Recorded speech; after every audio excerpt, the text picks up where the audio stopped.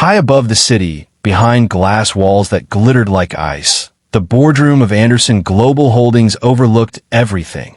The skyline, the river, and the people far below who would never be invited inside. At the head of the long glass table sat Margaret Anderson, chairwoman of one of the most powerful corporations in the country.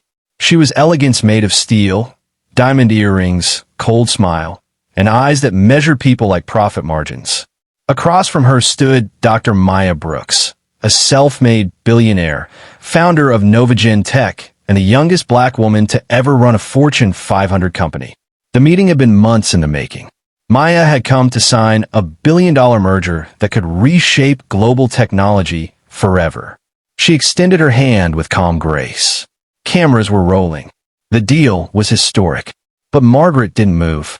Instead, she smirked and said words that sliced through the air like glass.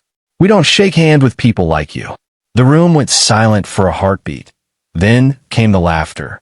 Soft at first, then louder. Executives chuckled. Phones caught everything. The camera stayed on.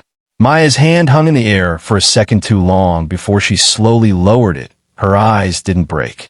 Her voice didn't shake. She just smiled, the kind of smile that doesn't reach the eyes, and said quietly, "Then I suppose you don't sign deals with people like me, either." And with that, she turned and walked out. What Margaret didn't know, what none of them knew, was that the cameras hadn't stopped rolling, and the world was about to see what real power looked like. Millions watched the humiliating moment again and again. Some laughed, others raged, but Maya didn't post a word. No tweets, no interviews, not even the speeches. She vanished. Behind the scenes, her team watched as stock values shifted and companies distanced themselves from Anderson Global. But Maya was quiet, almost calm. Her assistant, Jordan, finally asked, "Aren't you going to respond? They insulted you on live TV." Maya leaned back in her chair, her eyes fixed on the skyline. "Revenge doesn't need to be loud, Jordan. It just needs to be smart." While the internet burned, Maya was building something new, a movement. She founded the Equirise Initiative, a coalition of black-owned tech, logistics, and finance companies. Within weeks, they began offering partnerships, jobs, and innovations that outpaced Anderson Global's own divisions. Quietly, she began to dismantle her rival's empire, not with anger, but with brilliance. 6 months later, the boardroom didn't shine the same way. Anderson Global's stock had fallen 38%. Sponsors pulled out. Shareholders demanded answers. Margaret Anderson still refused to apologize. "It was a joke," she said in interviews. "People are too sensitive, but jokes can destroy empires." Because what she didn't realize was that Novagen Tech, Maya's company, had been bidding on the same government contracts. And this time, they won. One after another, Anderson's clients left, quietly citing ethical differences. By the time the year ended, Forbes ran a headline that changed everything. Novagen Tech overtakes Anderson Global as nation's leading AI innovator. In her penthouse, Margaret watched the announcement in silence. The same cameras that once humiliated Maya now broadcast her downfall at a charity gala. Cameras flashing. The same social elite gathered once more, draped in diamonds and arrogance. Margaret was there, still pretending she was untouchable. Then came the announcement. Tonight's keynote speaker, Dr. Maya Brooks. The crowd turned.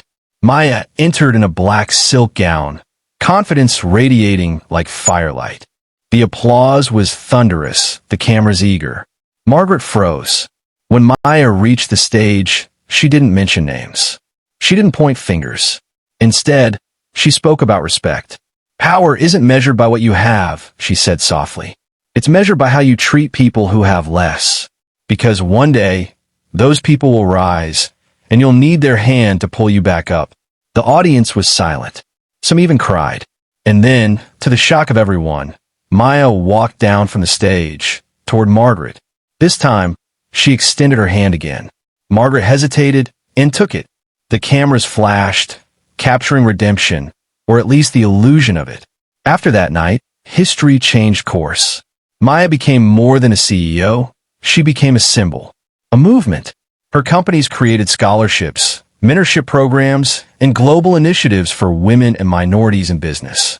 She spoke at universities, inspired millions, and taught one lesson that echoed through boardrooms worldwide. When they refuse to shake your hand, build a table of your own. As for Margaret Anderson, she retired quietly, her empire dismantled, her pride left behind in that glass-walled boardroom. But Maya never gloated. She never needed to, because she understood something deeper. True power doesn't humiliate, it elevates. And long after the laughter died, the world still remembered the woman who walked away and rebuilt everything.